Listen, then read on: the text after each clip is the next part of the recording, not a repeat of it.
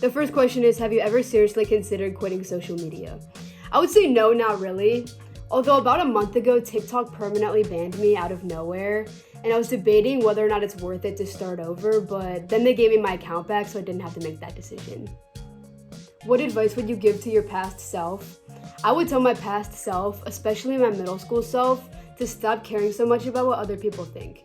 It's hard, but as I got older and started living my life for myself and not for the opinions of others, my quality of life got so much better. Because I just realized people are gonna judge you anyways, so you might as well do what you want. What advice would you have for someone who wants to be a social media creator? I would say one thing that's important is to have fun with the content that you're making and to make sure that you enjoy it. I would also say that it's important to make sure that you're in a place where you can handle getting negative comments if that does happen, because it's the internet and unfortunately that's pretty common. What are your favorite movies of all time? I actually don't watch movies that often, but my favorite movie is Moonlight. I've seen it like 4 times.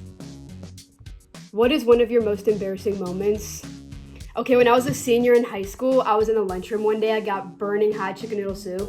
And then I was walking up this big flight of stairs that was visible to the entire cafeteria. And I was holding my chicken noodle soup and I tripped and I fell and I spilled it all over my arms. It hurt and everybody saw.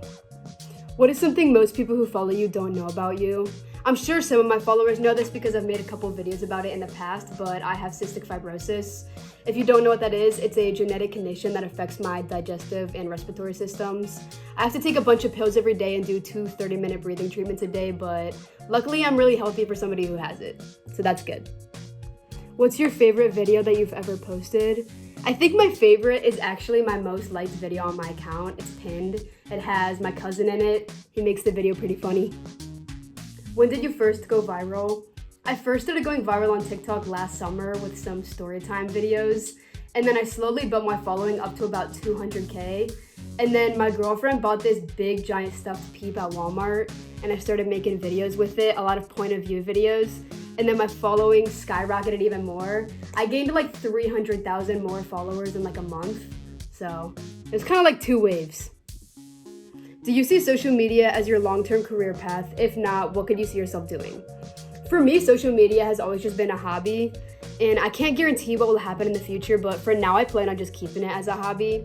I'm actually a student at Ohio State University, and I'll be graduating in December with a degree in psychology.